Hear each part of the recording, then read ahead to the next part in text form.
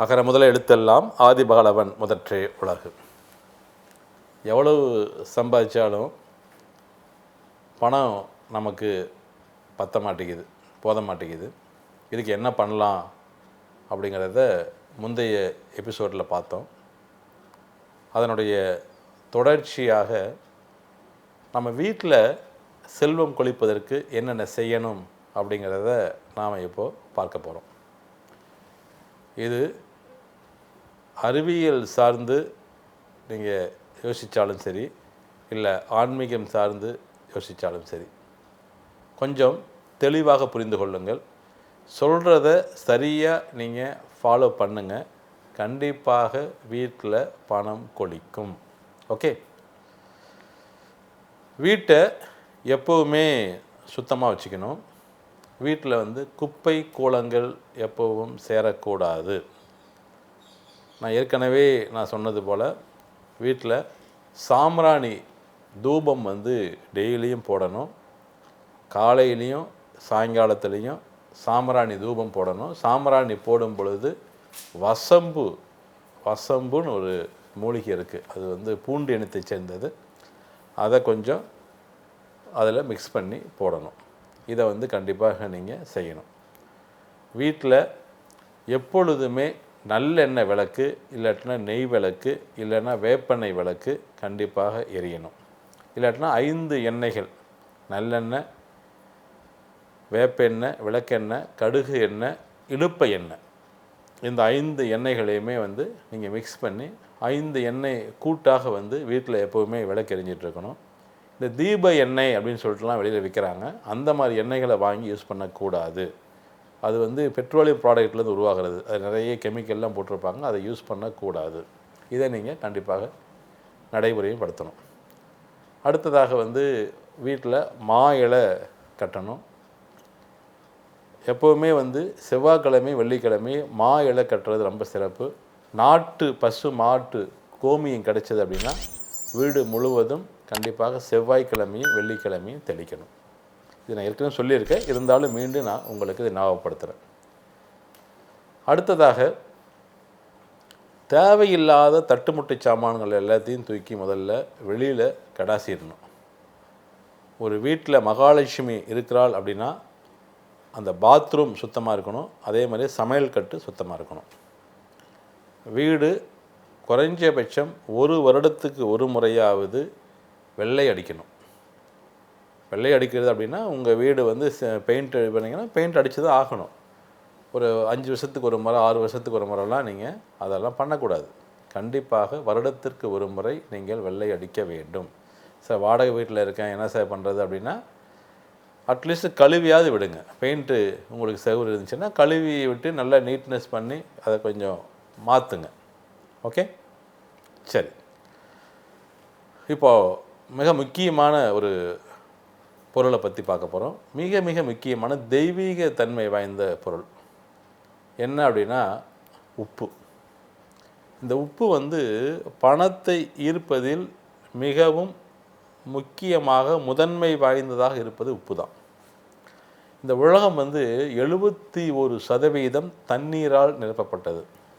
29% நிலப்பரப்பு. 71% பாருங்கள், வெறும் தண்ணி தான். அந்த தண்ணியே கடல் சூழ்ந்திருக்கு இல்லையா?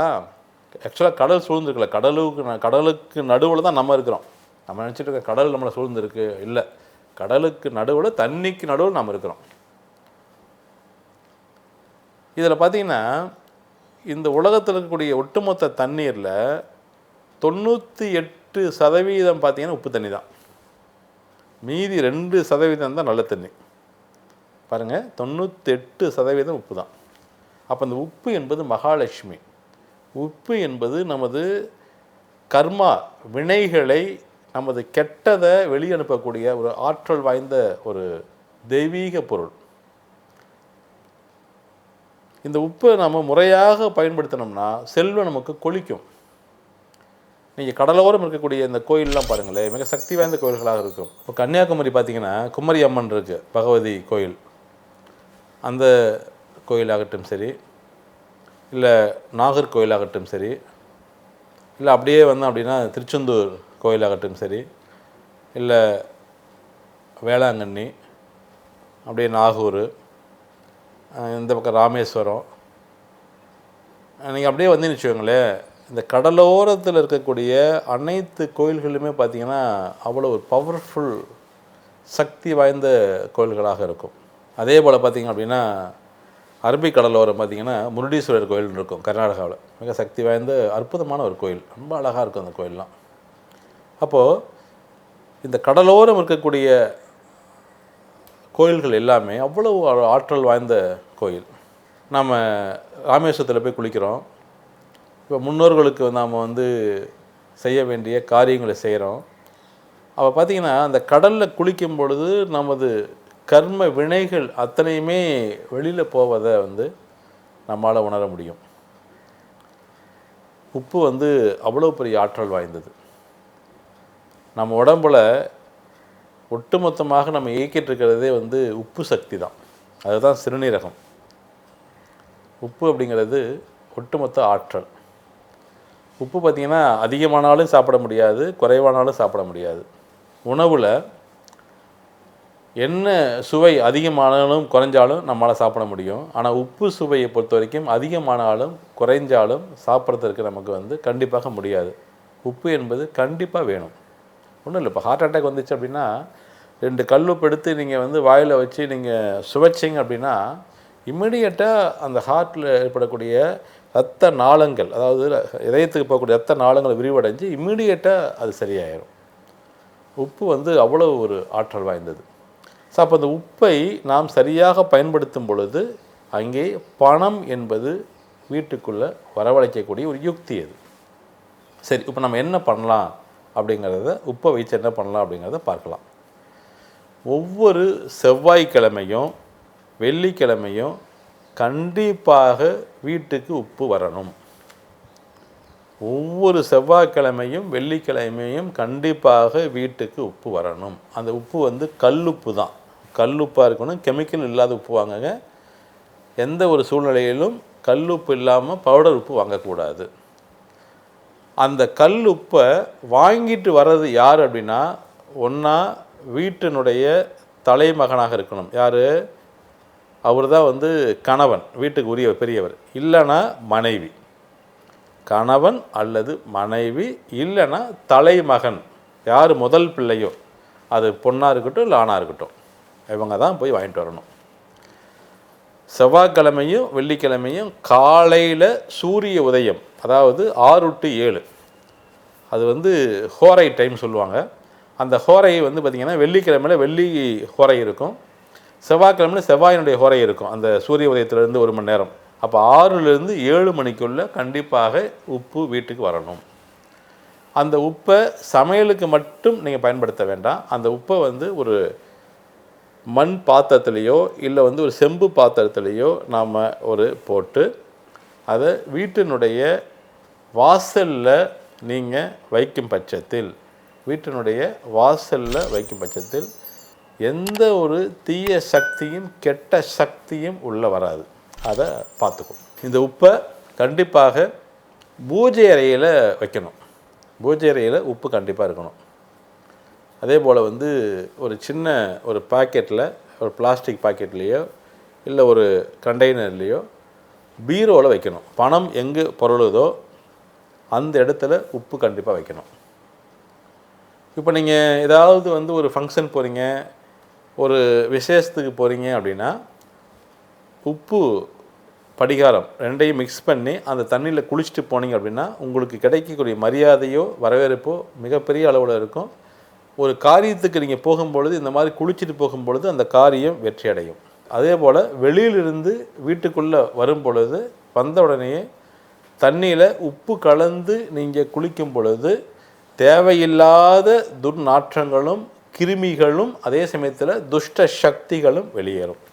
இதை நாம் கண்டிப்பாக கடைபிடிக்கணும். அதே போல் உப்பு என்பது மகாலட்சுமி. யாருக்கும் இரவல் கொடுக்கக்கூடாது. உப்பை திருடக்கூடாதுன்னு சொல்லிட்டு பெரியவங்க சொல்லுவாங்க. அதனால தான் அந்த காலத்திலலாம் மளிகை கடையெல்லாம் உப்பு வெளியே வச்சுருப்பாங்க. ஸோ உப்பை திருடக்கூடாது, இரவல் கொடுக்கக்கூடாது. எந்த ஒரு சூழ்நிலையிலும் உப்பை நாம் மிதிக்கக்கூடாது, காலில் உப்பு படக்கூடாது. இதை நாம் தெளிவாக புரிஞ்சுக்கணும். அதனால் வாய்ப்பு கிடைக்கும் போதெல்லாம் கடலில் குளிக்கக்கூடிய பழக்கத்தை வச்சுக்கோங்க. எப்பெல்லாம் டைம் கிடைக்குதோ கடலில் போய் அந்த உப்பு தண்ணியில் போய் குளிக்கணும். உப்பு தண்ணியில் போய் கண்களை நம்ம திறந்து பார்த்து குளிக்கும்பொழுது கண் பார்வை பொழிவு பெறும். உடம்பில் இருக்கிற தேவையில்லாத கெட்ட சக்திகள், துர்சக்திகள் எல்லாமே நம்மளை விட்டு விலகும். அதனால தான் வேளாங்கண்ணி கோயில் கிறிஸ்துவ மதமாக இருந்தாலுமே அங்கேயும் உப்பை தான் நாம் கோயிலில் படைக்கிறோம். அதே போல் அம்மன் கோயில்களில் பார்த்திங்கன்னா உப்பு தான் படைக்கிறோம். நாம் மிளகு உப்பு போட்டு தான் நம்ம சுற்றி போடுவோம் நம்ம. பட் இப்போ மிளகாய் போட்டாங்க, மிளகுன்னு தெரியாமல் நம்ம ஆட்களில் மிளகாய் போட ஆரம்பிச்சிட்டாங்க. ஏன்னா மிளகையும் உப்பையும் தான் என்ன பண்ணுவாங்கன்னா சுற்றி போடுவாங்க. இப்போ கல்யாணம் பண்ணிட்டு வரும்பொழுது முதல்ல அந்த பெண்ணை உப்பில் கையை வச்சுட்டு தான் அடுத்த காரியங்களை செய்ய சொல்லுவாங்க. அதே போல் உங்கள் வீட்டில் உப்பை பயன்படுத்துறது நீங்கள் ஒருவராக மட்டும் இருக்கட்டும். யார் அந்த வீட்டில் உப்பை பயன்படுத்துகிறாங்களோ அவர்களுடைய அந்த கர்ம வினைகள் அந்த வீட்டில் நடமாட ஆரம்பிச்சிடும். அதை சொல்ல மறந்துட்டேன். ஸோ கண்டிப்பாக யார் அந்த வீட்டினுடைய முதலாளினா இல்லத்தரசி, அவங்க தான் உப்பை கையாளணும். மற்றவர்கள் இப்போ உங்கள் வீட்டுக்கு வராங்க, உங்கள் வீட்டில் ரிலேஷன்ஸ் வராங்க, சமைக்கிறாங்கன்னு வச்சுக்கோங்களேன், என்ன வேணால் அவங்க செய்யட்டும். ஆனால் உப்பு கையை விடுறது நீங்கள் மட்டும்தான் இருக்கணும். அதை சரியாக பயன்படுத்திக்கிங்க, பார்த்துக்கோங்க. ஸோ உப்பு என்பது இந்த பண ஈர்ப்பில் மிக முக்கிய பங்கு வகிக்கக்கூடியது. கண்டிப்பாக இதை பயன்படுத்தி பாருங்கள். மிகப்பெரிய ஒரு மாற்றம் இந்த பண ஈர்ப்பு விதியில் மிக முக்கியமான இது ஒரு நிகழ்வு. இது இன்னொரு விஷயம் சொல்ல மறந்துட்டேன். தூக்கமே வரல, நிறைய பேர்த்துக்கு தூக்கம் வரல அப்படின்னா ஒரு கிண்ணத்தில் உப்பை போட்டு அந்த வீட்டினுடைய ஈசானி, அந்த ரூமுடைய அந்த பெட்ரூமுடைய ஈசானி, அதாவது கிழக்கு வடக்கு அந்த மூலையில், அதாவது வடக்கு கிழக்கு இருக்கக்கூடிய ஈசான்யம் என்ற பகுதியில் உப்பு வச்சிடணும். ஒரு சின்ன பிளாஸ்டிக்கில் உப்பு போட்டு கட்டிடுங்க. பிளாஸ்டிக்கில் உப்பு போட்டு கட்டிட்டு தலையணைக்கு அடியில் அந்த உப்பை வச்சுட்டு நீங்கள் பாட்டுக்கு படுங்க. கெட்ட கனவுகள் வராது, ஆழ்ந்த தூக்கம் உங்களுக்குள்ளே வர ஆரம்பிக்கும். அதே மாதிரி வீட்டில் இந்த பிளாஸ்டிக் டப்பாவில் உப்பு வைக்கிறது, சும்மா தேவையில்லாத பாத்திரத்தில் உப்பு வைக்கிறது, உப்புக்குள்ளே நிறைய ஏதாவது குப்பை கிடக்கிறது, அதெல்லாம் இருக்கக்கூடாது. அது உப்பை பொறுத்த வரைக்கும் ஜாடி கண்ணாடியில் தான் இருக்கணும், இல்லை பீங்கான் ஜாடியாக இருக்கணும். அதில் தான் நீங்கள் உப்பு வைக்கணும். உப்பு வைக்கக்கூடிய அந்த பாத்திரம் சுத்தமாக இருக்கணும். உப்பு நமது மகாலட்சுமி என்பதை நாம் உணர வேண்டும். கடன் வாங்காமல் செல்வ செழிப்பாக நீங்கள் இருக்க வேண்டுமென்றால் நீங்கள் செய்ய வேண்டிய ஒரு தெய்வீக கடாட்சமான ஒரு பொருளை உங்கள் வீட்டில் எப்பொழுதும் அதிகமாக இருப்பதாக பார்த்துக்கொள்வது. உப்பு உங்கள் வீட்டில் எப்போவுமே இல்லை அப்படிங்கிற நிலை இருக்கக்கூடாது. எப்போவுமே நிறைஞ்சி வழியணும். நீங்கள் அரிசி இல்லாமல் இருக்கலாம், பருப்பு இல்லாமல் இருக்கலாம், என்ன வேணால் இல்லாமல் இருக்கலாம். மஞ்சள் கூட நமக்கு ஒட்டுமொத்தமாக மகாலட்சுமி இருக்கக்கூடியது தான். இருந்தாலுமே முதன்மையாக இருக்கிறது உப்பு தான். இப்போ நம்ம ஒரு வீடு கட்டுறோம், இல்லை வாடகை வீட்டு குடி போகிறோன்னா உப்பை தான் முதல்ல எடுத்துகிட்டு போவோம். உப்பு எப்போ நிறைஞ்சு இருக்கணும். கல் உப்பு தான் வாங்கிட்டு வரணும். அந்த உப்பு வாங்கிட்டு வந்துட்டு வீட்டினுடைய வாசலில் எப்போவுமே உப்பு இருக்கணும். வீட்டினுடைய வாசலில் எப்போவுமே உப்பு வைக்கணும்.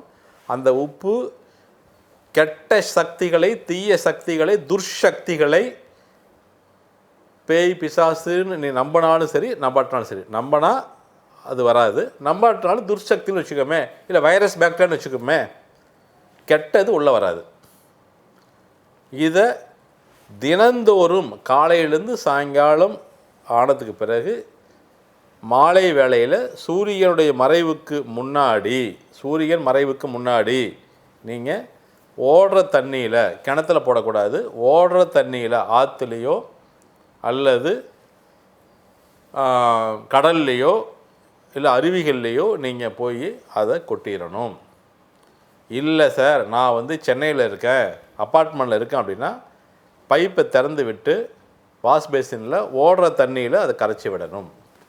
இது கம்பல்சரி வந்து டெய்லியுமே அந்த உப்பை வந்து காலையிலேருந்து சாயங்காலம் யூஸ் பண்ணிவிட்டு அந்த ஈவினிங் வந்து அதை கரைச்சி வெளியே அமுச்சிடணும். அப்போ அன்னன்னைக்கு இருக்கக்கூடிய கெட்டது, அன்னன்னைக்கு இருக்கக்கூடிய தீய சக்திகள் அன்னன்னைக்கு வீட்டை விட்டு வெளியே போயிடும். உங்களது பூஜை அறையில் கண்டிப்பாக உப்பு நீங்கள் வைக்கணும். திரும்பவும் சொல்லிட்டேன், உப்பு வைக்கணும்னா கண்ணாடியில் தான் வைக்கணும், கண்ணாடி டம்ளரில் தான் வைக்கணும். ஸோ பூஜை அறையில் உப்பு வைக்கணும். ஒரு சின்ன கண்டெய்னர், அந்த கண்டெய்னர் வந்து பார்த்திங்கன்னா வந்து ஒரு பாட்டிலாக இருந்தால் பெஸ்ட்டு. பாட்டிலில் உப்பை போட்டு அதை பீரோலையும் வைக்கணும். எந்தெந்த இடத்துலலாம் உங்களுக்கு வந்து செல்வம் வரணும், இப்போ சப்போஸ் கடை வச்சுருக்கீங்க அப்படின்னா கடையில் வந்து கல்லாப்பட்டியில் வைக்கணும். உங்களுடைய பர்ஸ் இருக்குது பார்த்தீங்களா, பர்ஸில் ஒரு 4 உப்பு எடுத்து ஒரு பிளாஸ்டிக் கவரில் போட்டு உங்கள் பர்ஸில் உப்பு வைங்க. பணம் ஈர்க்கக்கூடிய எல்லா இடங்களிலுமே உப்பு இருக்கட்டும். சப்போஸ் வந்து உங்கள் வீட்டில் ஈ வருது, இல்லை வந்து பூச்சிகள் நிறையா இருக்குன்னா ஒன்றும் இல்லை, தண்ணியில் உப்பை கரைச்சி, வெறும் தண்ணியில் உப்பை கரைச்சி வீட்டை நல்லா மொழுகி விட்டிங்கனாவே ஈ வராதே, முதல்ல கொசு வராதே. இதெல்லாம் நம்ம செய்யணும். கண்டிப்பாக இந்த உப்பு என்பது மிகப்பெரிய ஒரு மாபெரும் சக்தி. அது இப்போது வீட்டை விட்டு வெளியில் போயிட்டு வீட்டுக்குள்ளே வரும் பொழுது எப்போ வந்தாலும் சரி உப்பை கரைச்சி அந்த தண்ணியில் குளிங்க. நிறைய பேர் சொல்லுவாங்க, சார் உப்பு தண்ணியில் குளித்தா முடி கொட்டிடாதா? கண்டிப்பாக கொட்டாது. அது என்ன கான்செப்ட் அப்படிங்கிறது முடி கொட்டுதல் அப்படிங்கிற தலைப்பில் பேசும்போது சொல்கிறேன் நான். ஸோ உப்பை கரைச்சி, இப்போ உதாரணத்திற்கு ஒரு பக்கெட் இருக்குன்னு வச்சுக்கோங்களேன், அந்த பக்கெட்டில் ஒரு கைப்பிடி அளவுக்கு உப்பு தூக்கி போடுங்க. ஒரு கைப்பிடி அளவுக்கு கல் உப்பு தான் போடணும். இப்போயே சொல்லிட்டேன், இந்த கெமிக்கல் சார்ந்த உப்பெல்லாம் போடக்கூடாது. கல் உப்பு, அதில் அயோடின் கலந்துருக்கக்கூடாது, பொட்டாசியம் மெக்னீசியம் கலந்துருக்கக்கூடாது, எதுவுமே இருக்கக்கூடாது. சாதாரண கல் உப்பு, அந்த கல் உப்பை கரைச்சிட்டு அதை வந்து நீங்கள் குளிக்கும் பட்சத்தில், அதுவும் குறிப்பாக உங்கள் குழந்தைகள் சார், இன்றைக்கி குழந்தைகள்லாம் பார்த்திங்கன்னா அதிகமாக தொற்று நோய்கள் பரவுவதற்கு மிக வாய்ப்பு அதிகமாக இருக்கிறது. அப்போ அந்த குழந்தைகள் எல்லாமே இந்த உப்பு தண்ணியில் நீங்கள் குளிக்க வைக்கும் பொழுது மிகப்பெரிய ஒரு சக்தி அந்த குழந்தைங்களுக்கு கிடைக்கும். அதனால தான் கோயில்களில், அம்மன் கோயிலாகட்டும் சரி, இல்லை காளியம்மன், மாரியம்மன் கோயிலில், ஏன் வேளாங்கண்ணி அம்மன் கோயிலில் கூட எல்லா இடங்களிலுமே உப்பை தான் வந்து நம்ம கொண்டு போய் நம்மளுடைய அந்த சக்திக்காக வந்து அந்த கோயிலில் படைக்கிறதே உப்பு வச்சு தான் படைப்போம் நாம்.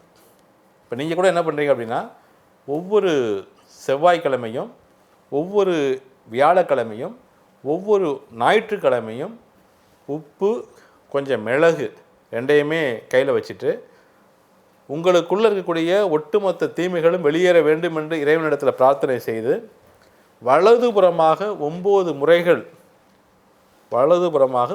முறைகள் சுற்றிட்டு அதை எடுத்துகிட்டு போய் ஓடக்கூடிய தண்ணியில், பைப் தண்ணி கூட சொல்லி திறந்துட்டு அதை நீங்கள் காமிச்சிட்டு கரைச்சி விட்டுட்டிங்கன்னா அந்தந்த வாரத்தில் நடக்கக்கூடிய கெட்டது அத்தனையுமே வெளியே போயிடும். இப்போ ஒரு நல்ல காரியத்துக்காக போகிறீங்க, ஒரு வியாபாரம் பேசுகிறதுக்காக போகிறீங்க, ஒரு மனிதரை பார்க்குறதுக்கு போகிறீங்க, அதாவது வியாபாரத்துக்காகவோ இல்லை ஒரு நல்ல காரியத்தை பேசுகிறதுக்காக போகும் பொழுது கையில் ஒரு உப்பை வந்து நீங்கள் எடுத்துட்டு அதை வந்து உங்கள் பாக்கெட்லேயோ இல்லை உங்கள் பேக்லேயோ நீங்கள் வச்சுக்கும் பொழுது கண்டிப்பாக அந்த காரியம் நடக்கும். இப்போ நீங்கள் ஒரு விசேஷத்துக்கு போகிறீங்க, ஒருத்தரை பார்க்க போகும்போது உப்பு, படிகாரம் ரெண்டையுமே மிக்ஸ் பண்ணிவிட்டு அதை தண்ணியில் கரைச்சிட்டு, உப்பு திரும்ப சொல்லிட்டு ஒரு கைப்பிடி, படிகாரம் ஓரளவுக்கு, நான் உப்பு சொல்லிவிட்டேன் அப்படிங்கிறதுக்காக ஒரு பக்கெட் தண்ணியில் வந்து ஒரு 4 கிலோ உப்பு போட்டக்கூடாது, ஒரு கைப்பிடி போதும். போட்டுட்டு கரைச்சிட்டு அதை நாம் குளிச்சுட்டு போகும் பொழுது உண்மையிலேயே போகக்கூடிய அந்த காரியம் வெற்றியான ஒரு காரியமாக மாற்றப்படும். இது நிதர்சனமான உண்மை. உப்பு வந்து மிகப்பெரிய ஒரு ஆற்றல் வாய்ந்த ஒரு சக்தி. அதே போல் வந்து ஒருத்தர் நல்ல விஷம் குடிச்சிட்டார் திடீர்னு, இல்லை ஏதாவது மருந்து குடிச்சிட்டாங்கன்னா அந்த குப்பையை, கழிவை வெளியேற்றுவதற்கு உடனே என்ன பண்ணுவாங்கன்னா உப்பை கரைச்சி வாயில் ஊற்றுறாங்கன்னா அப்படியே வாந்தி எடுத்து அந்த குப்பையில் வெளியே வந்துடும்.